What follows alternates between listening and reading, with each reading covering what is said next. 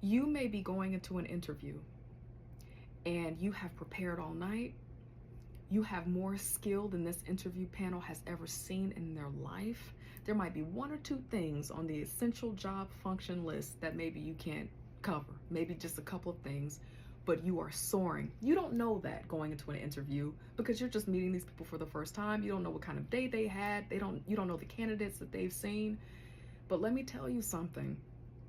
You are smoking interviews and you're doing wonderful. There is an inner working system that you are aware of. You feel it. You are a spiritual being. You know that you are on a journey and a path. You can feel it. You can't name it all, but you know. And I think that happens spiritually so that you can keep going, because there are systems in a place where people who are really, really talented sometimes are not given second interviews. They get into the interview and they're treated oddly. I have been on multiple interview panels in my life and in my career, and I have seen some of the most interesting things happen. I have had to use my voice in some interesting ways because of some of the things that I've experienced watching different people interview for jobs, but also jobs that are in junior management, upper management. The point that I want to make right now is that some of you, if not all of you, I mean, let's just be real, you practice for your interview.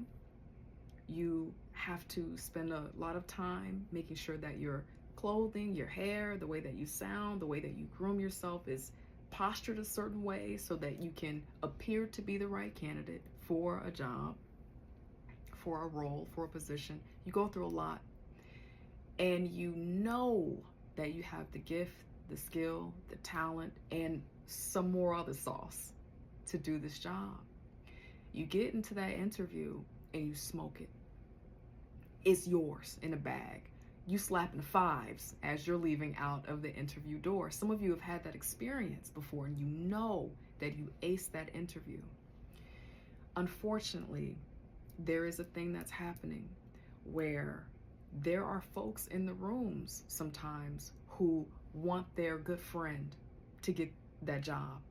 And that person who wants their friend to get that job has power and rank in that company.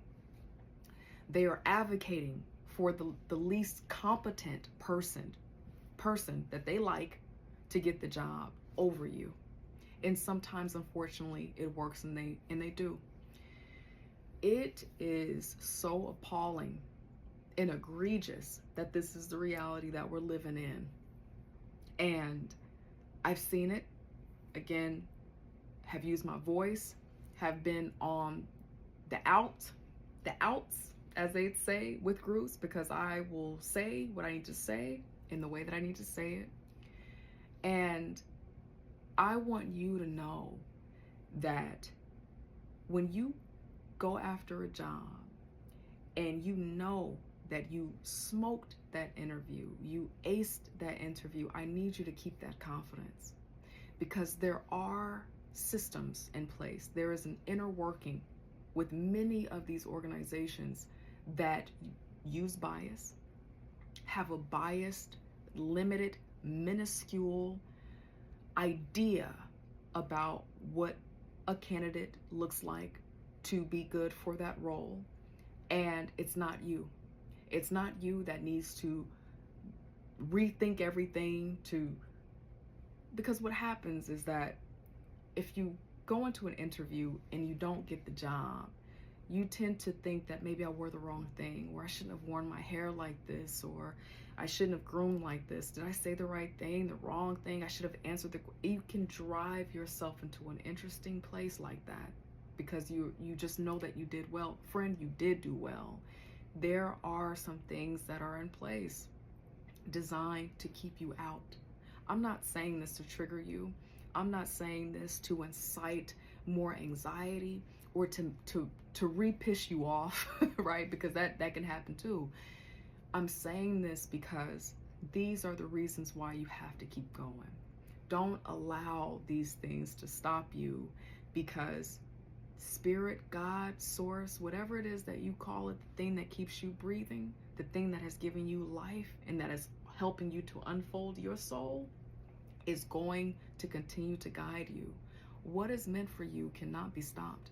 It shall not be stopped. There is no door that you're meant to enter and open, walk in and achieve in that's going to be closed to you. I just don't want you to be distracted by these systems that are man-made that could have the potential of weakening, defeating, and crumbling a sense of self-confidence.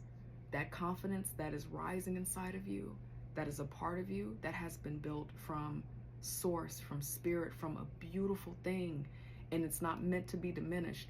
You just have to get going, keep going. The only thing that could fail you, the only thing that could stop your progression at this point in your life and in your journey is for you to stop. That's the only true thing that can get in your way. But every day, by you waking up and you giving it a try and you going after it again, you are still on your mission. No, you probably don't see all the outcomes yet of what it is that you're creating, praying for, manifesting for, believing for, claiming. Not yet, but you have to keep going. Every single thing that's happening is shaping you. I like to think of God as the greatest economist ever. God wastes nothing. There's nothing in your experience that is not being used for you in your journey, but you have to keep going to know that.